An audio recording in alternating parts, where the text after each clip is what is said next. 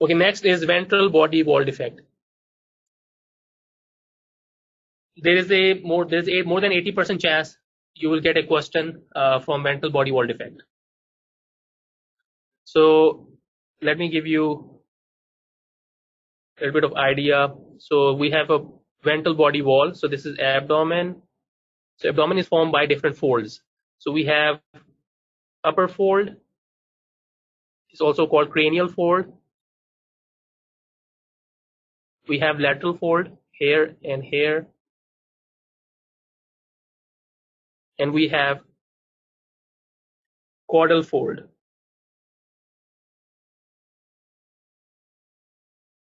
So let's say if there is abnormality in cranial fold, that can cause ectopia cordis. If there is abnormality in lateral body fold, that will result in gastroschisis or omphalocele, which we'll discuss right now. And if there is abnormality in caudal fold, it can cause bladder exstrophy. Okay, let's discuss ventral body wall. So gastroschisis versus omphalocele. Okay, so I will write it. So we have gastroschisis versus omphalocele. So what is gastroschisis? It's the extrusion of abdominal content. So abdominal content will move out through the abdominal wall defect. So this is abdomen, umbilicus. So abdominal content is moving out from here, from the lateral body fold. But in case of omphalocele, the herniation of abdominal content will happen through umbilicus. That's number one. Herniation of abdominal content in gastroschisis will be from lateral body fold, from the lateral side, from lateral to umbilicus. In case of omphalocele, it will be from umbilicus. So second, when the abdominal content will move out in gastroschisis, it will not be covered by peritoneum.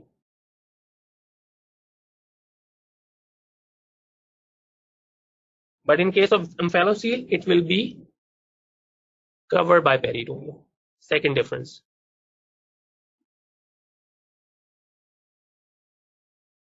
Third is this gastroschisis is not associated with chromosomal abnormalities. Because it is not associated with chromosomal abnormalities, so it has good prognosis. But in case of omphalocele, it is associated with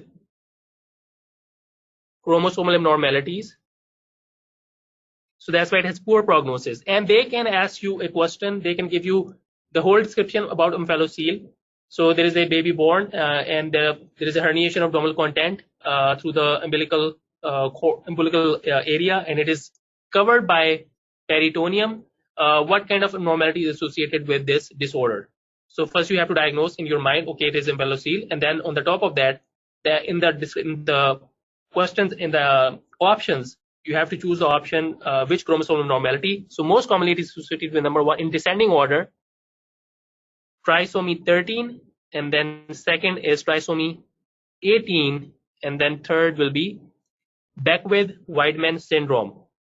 Sometimes it is associated with other structural abnormalities too, like cardiac, GI, and neural tube defect.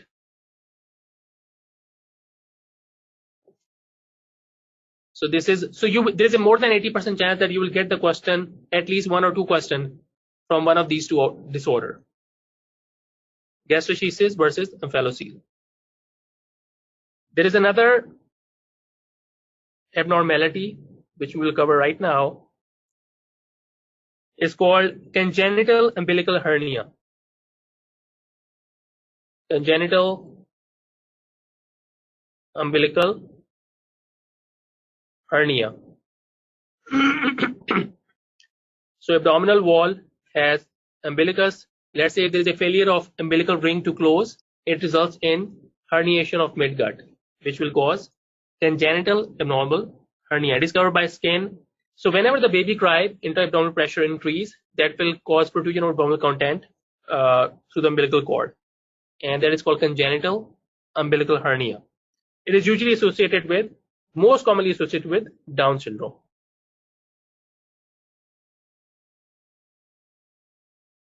And then one other thing you should not forget, it is also associated with hypothyroidism, which is common in Down syndrome too.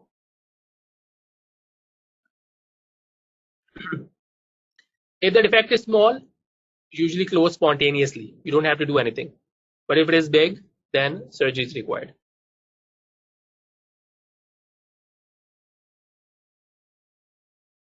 Okay, we'll not go over gut loop herniation. Omphalocele we already discussed.